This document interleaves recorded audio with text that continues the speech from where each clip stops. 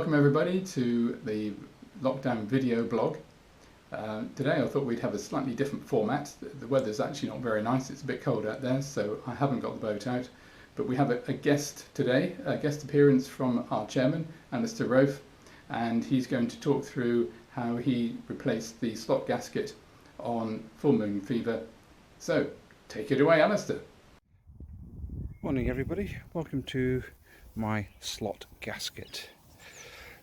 As you can see, it's keeping itself open, which is not so good for speed because the water goes in there and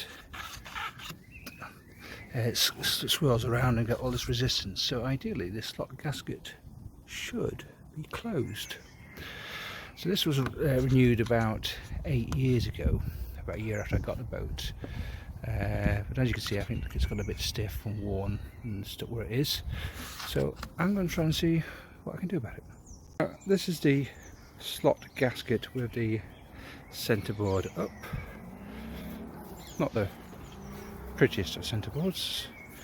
As you can see, we've been bouncing it on a forward edge, which is not a good thing for a wooden one. But as you can see, big gap after the centerboard when it's down, so that's going to interfere with the flow. So the first thing I need to do is remove the screws. So this is the boat without a slot gasket.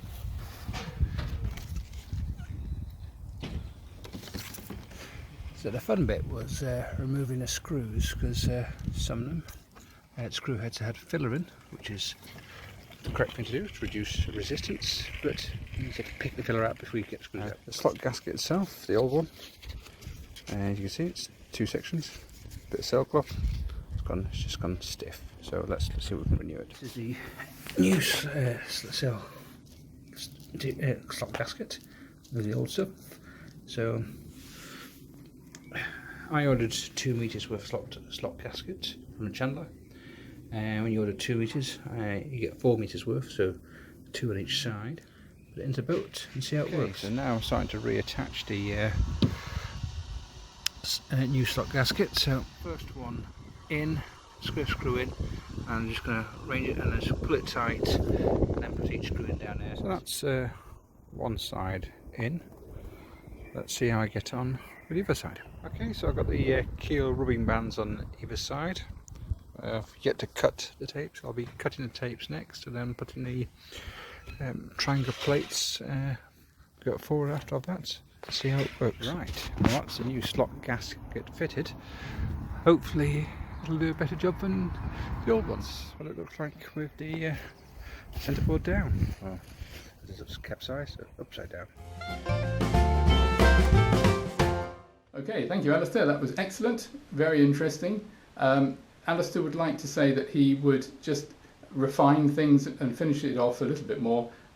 He said he would put a hole at the back of the slot gasket to allow the water to drain when he pulled the boat ashore.